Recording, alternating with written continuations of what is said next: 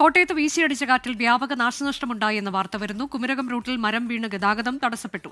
പനച്ചിക്കാട് സഹകരണ ബാങ്കിന്റെ മുകളിലെ സോളാർ പാനലുകൾ തകർന്നു. ടോബി ജോൺസൺ വിവരങ്ങളുമായി. ടോബി, കനത്ത കാറ്റും മഴയും ഒക്കെയാണോ? എന്തൊക്കെയാണ് നാശനഷ്ടവുമായി ബന്ധപ്പെട്ട വിവരങ്ങൾ?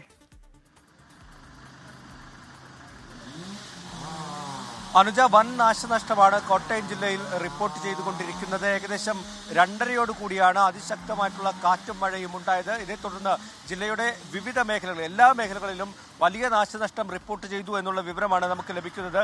ഏറ്റവും ഒടുവിൽ ഇപ്പോൾ നമുക്ക് ലഭിക്കുന്ന ഏറ്റവും പുതിയ വിവരം, ഈ വൈക്കം റെയിൽവേ സ്റ്റേഷന് മുൻവശത്ത് റോഡിൽ ഒരു തേക്ക് കടപുഴകി വീണ് അവിടെ പാർക്ക് ചെയ്തിരുന്ന വാഹനങ്ങൾ, നിരവധി ഇരുചക്ര വാഹനങ്ങളടക്കം തകർന്നിട്ടുണ്ട്.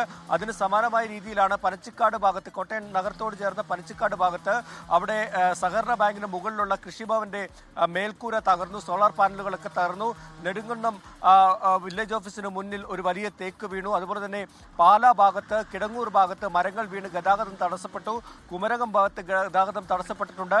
മുണ്ടക്കയം ചോറ്റിയിൽ ഒരു വീടിന് മുകളിലേക്ക് തെങ്ങ് കടപുഴകി വീണ് ആ വീടിന്റെ മേൽക്കൂര തകർന്നിട്ടുണ്ട്. അങ്ങനെ വ്യാപകമായിട്ടുള്ള നാശനഷ്ടമാണ് ഏകദേശം 2:30 കൂടി ഉണ്ടായ കാറ്റിലും മഴയിലും ജില്ലയിൽ റിപ്പോർട്ട് ചെയ്തിരിക്കുന്നത്. ഞാനിപ്പോൾ നിൽക്കുന്നത് കോട്ടയം CMS കോളേജിന് മുൻവശത്താണ്. ഇവിടെ ഒരു വലിയ മരം കടപുഴകി ഈ കോളേജിന്റെ മുൻവശത്തുള്ള വഴിയിലേക്ക് വീണു. എന്തായാലും ആ സമയത്ത് ഇവിടെ ആരും ഇല്ലായിരുന്നത് കൊണ്ട്, വിദ്യാർത്ഥികൾ ആരും ഉണ്ടായിരുന്നില്ല. അതുകൊണ്ട് തന്നെ വലിയൊരു അപകടം ഒഴിവായി എന്ന് വേണമെങ്കിൽ നമുക്ക് പറയാം. എന്തായാലും ഇവിടെ ഉള്ളവരോട് കൂടി ചോദിക്കാം, എത്ര മണിക്കായിരുന്നു ചേട്ടാ സംഭവം? എത്ര മണിക്കായി മരം വീണ്? 2:45 ഇന്ന് പ്രത്യേകിച്ചും കളക്ടർ ഇന്ന് അവധി കൊടുത്തത് വളരെ അനുഗ്രഹമായെന്ന് തന്നെയാണ് എനിക്ക് പറയാനുള്ളത്.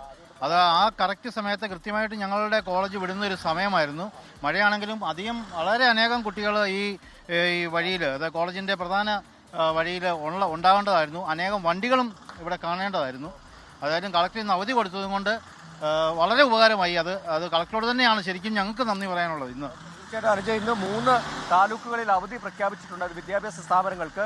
ഈ ഒരു സമയം എന്ന് പറയുന്നത് കോളേജ് വിടുന്ന സമയമാണ്. ആ സമയത്ത് ഇവിടെ നിരവധി വിദ്യാർത്ഥികൾ ഉണ്ടാകേണ്ട ഒരു സമയമാണ്. പക്ഷേ ഇന്ന് അവധി പ്രഖ്യാപിച്ചത് കൊണ്ട് തന്നെ വലിയൊരു ദുരന്തത്തിൽ ഉണ്ടായില്ല എന്ന് വേണമെങ്കിൽ നമുക്ക് പറയാൻ സാധിക്കും. അതൊരു വലിയ ആശ്വാസം എന്ന് വേണമെങ്കിൽ പറയാം. വലിയ മരമാണ്, അത് കടപുഴകി വീഴുകയായിരുന്നു. എന്തായാലും അത് മുറിച്ചു മാറ്റാനുള്ള നടപടികൾ ഇപ്പോൾ ആരംഭിച്ചിട്ടുണ്ട്. ഇതിന് സമാനമായ രീതിയിൽ തന്നെയാണ് ജില്ലയുടെ വിവിധ ഭാഗങ്ങളിൽ സംഭവങ്ങൾ റിപ്പോർട്ട് ചെയ്തുകൊണ്ടിരിക്കുന്നത്. പല സ്ഥലങ്ങളിൽ നിന്നും വിവരങ്ങൾ ലഭിച്ചു തുടങ്ങുന്നതേ ഉള്ളൂ.